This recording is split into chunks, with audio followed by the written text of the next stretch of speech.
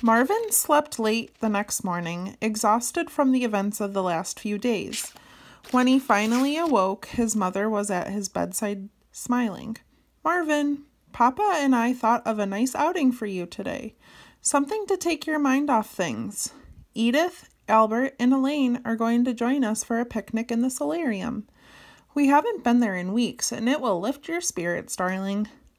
The maids are coming at 9, though, so you have to get ready now."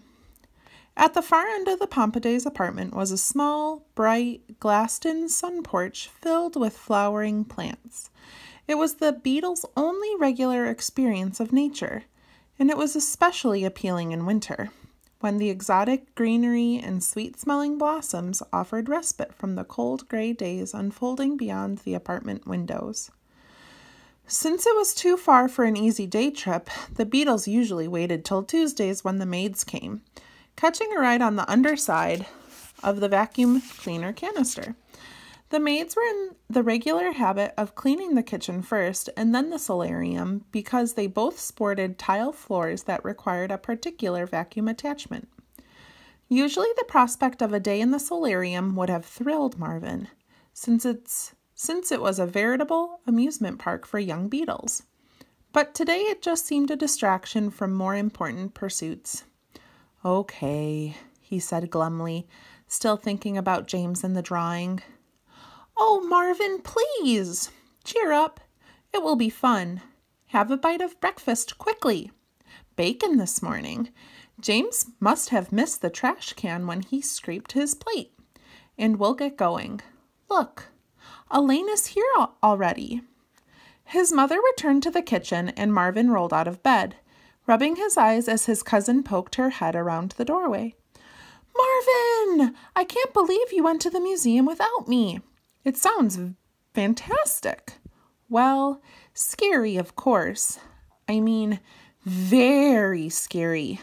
What, with you getting swatted by that woman and everything? Good thing she didn't squash you flat.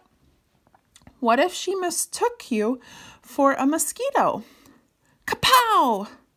You'd be a dead meat right now." Marvin frowned at her. "I know. I wish I'd been with you. You know how I'm dying to see the world. I never get to leave this old place." "Boring." Marvin felt a vague twinge of sympathy. It was certainly a good thing to be safe, but it could be tedious in its way too. You always wondered what you were missing. A little danger was worth it, just to mix things up, to add some surprise to life. A little danger, he thought. Marvin bolted down his breakfast, and then he, Elaine, Aunt Edith, Uncle Albert, Mama, and Papa all made their way out of the cupboard to their preferred waiting spot for a vacuum cleaner ride, the underlip of the dishwasher. Hidden from view, they stood patiently until the maids had finished vacuuming the kitchen floor. As soon as the two women turned to collect their cleaning supplies, the 6 Beatles dashed toward the vacuum cleaner canister, scrambled up one dusty wheel, and dove for cover under its hard metal belly. Between them, Papa and Uncle Albert awkwardly balanced the picnic hamper, which was fashioned from the fingertip of a yellow rubber glove. It was bulging with food, tied shut with a bit of twine.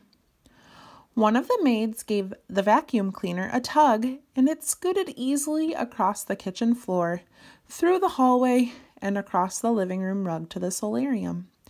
There she paused to unlatch the French doors, then dragged the canister over the door saddle and bumped it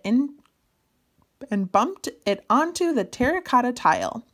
This was the roughest part of the journey, and inevitably one of the Beatles nearly fell off. Today it was Mama, who had released her grip on the canister momentarily to tighten the hamper's twine. "My dear, hold on," Papa bellowed, grabbing the edge of her shell at the last minute. And so they all made it safely to the solarium. They dropped off the canister and hid it beneath it until they were sure the maids were distracted, and then darted across the floor. It was always a challenge to keep the picnic hamper out of sight during this part of the trip. Even though it was tiny by human standards, its bright yellow color attracted attention. Quickly, Mama and Aunt Edith led the way up the leg of one of the plant stands, a staggered series of shelves framed in ornate wrought iron scrollwork laden with flowering plants. As soon as they reached the top, Elaine scurried off, pulling Marvin with her. "We're going exploring," she yelled. "Meet us in the herb garden for lunch," Mama called after them. "We'll have a nice oregano salad with our picnic. Around noon, okay?"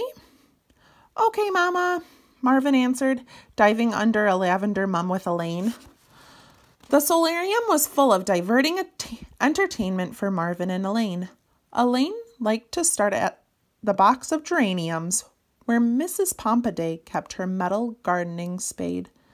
The spade was usually leaning against the wall, tilted at the perfect angle to be used as a slide. Today they climbed up the wall to where its wooden handle rested, delicately reached across and secured footing there, then shinnied down to the metal trough. "You first," Elaine announced. She never liked to go until she'd been reassured that there were no unpleasant surprises at the bottom, where the tip of the spade disappeared into the crumbly earth. Once, the spade had been propped against the base of a geranium, and Elaine, not noticing, had whooshed down the slide directly into the woody stalk, hitting it head-on and almost knocking herself out. Marvin climbed into position, gripping the edge of the spade with his two hind legs. "Here I go," he said. He let go of the metal and shot down the spade like a bullet. "Woo!" he yelled, whizzing through space, the geraniums a blur of orange and green at the periphery of his vision. "Pick up your legs! You'll go faster!" Elaine called after him. Just before he hit bottom, Marvin launched himself off the spade and into the air, sailing over the soil and landing in one of the geranium blooms. "That was awesome!" Elaine cried delightedly. "My turn! Watch this!" She flipped onto her back and with legs waving gaily in the air, soared down the slide even faster than Marvin had.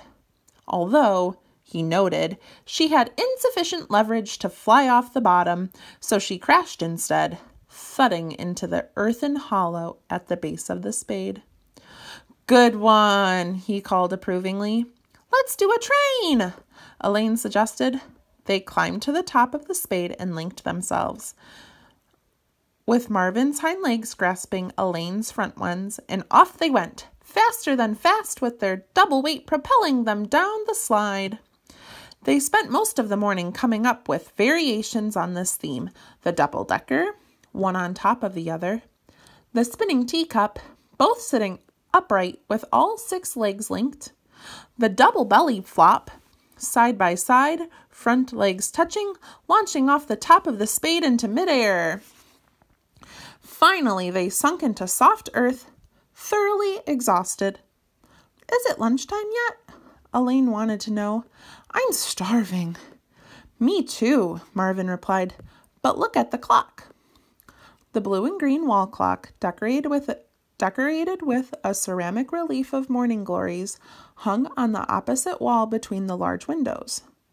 Marvin could see that its vine-ensconced hands exactly divided the face. The Beatles had worked out the basics of telling time from long observation of the big clock on the kitchen wall. It was handy to keep track of Pompaday meal times. While Marvin couldn't identify numbers, he knew that the clock's hands would both be pointing straight up at noon. "We have a little while longer," he told Elaine. Said Elaine. "I know. Let's see what the turtle is up to." She gave Marvin a challenging look. Technically, they were not supposed to go anywhere near the turtle aquarium, as Elaine knew full well. Both Mama and Aunt Edith deemed it entirely too dangerous. Marvin hesitated. As long as they stayed outside the glass, What harm could there be? The turtle was sluggish and indifferent to visitors anyway, unlikely to notice them. Okay, Marvin said. Really? Elaine squealed in delight. I was sure you'd say no. I think you're getting braver, Marvin. She thumped his shell approvingly and scuttled across the geranium bed along the wrought iron shelf. Then down one leg of the plant stand to the floor. Marvin followed her, glancing around to make sure the maids were gone. It never took them long to clean the solarium, but they always left the French doors open for a while to air the room out. Mrs. Pompaday would close them in the evening, when the beetles had long since returned home. On rare occasions, Mama and Papa organized a camping trip, and the whole family stayed overnight. But the grown-ups were always careful to watch the human comings and goings, because, as Papa noted, the last thing they needed was for the Pompadays to spy a beetle and decide to wage a wholesale fumigation campaign in this pleasant vacation spot. That might ruin it for good. The coast is clear, Marvin told her. Go behind the table, Elaine urged, so our parents won't see us. Marvin led the way behind the large wooden table where the turtle aquarium rested in the center, surrounded by small flower pots of orchids and violets. He climbed up the plaster wall, over the lip of the table, and along the polished surface to the glass corner of the aquarium. The tank was half filled with murky green water. It had a large flat rock on one side, with a shallow plastic food bowl in the middle of it, where the turtle climbed out to sun himself when he wasn't swimming. He was rarely swimming, it seemed to Martin, and today, true to form, he was hunched impassively on the edge of the rock next to the food bowl. He's not doing much, Marvin noted. Oh, he never is he? Elaine scoffed. Boring old thing. She climbed a few inches up the side of the glass. Let's see if we can get his attention. Elaine, Marvin said, worried, I don't think you should do that. Come on, it's perfectly safe. I'm on the outside. I know, but we're not even supposed to be over here. Marvin peered in either direction nervously. It was one of the grown-ups. If one of the grown-ups saw Elaine climbing the side of the aquarium, there would certainly be a to-do. Are you coming? Elaine asked impatiently. Marvin sighed. Reluctantly, he climbed a couple of inches up the glass. It was slippery and cool underfoot. Elaine was several inches above him, waving her legs at the turtle. Yoo-hoo! Over here, you big lug! Heads up! Look sharp! The turtle didn't budge. Oh, honestly, he's blind as a bat. Elaine crawled toward the top edge of the aquarium. Elaine, don't! Marvin protested. You're too close. You'll fall in. No, I won't, Elaine retorted. Besides, it wouldn't matter if I did. That turtle is too old and too tired and too dumb to care. Marvin climbed a little farther. As he was approaching the middle of the wall, he saw a flash of something, so quick he wasn't sure he'd seen it, and then thunk!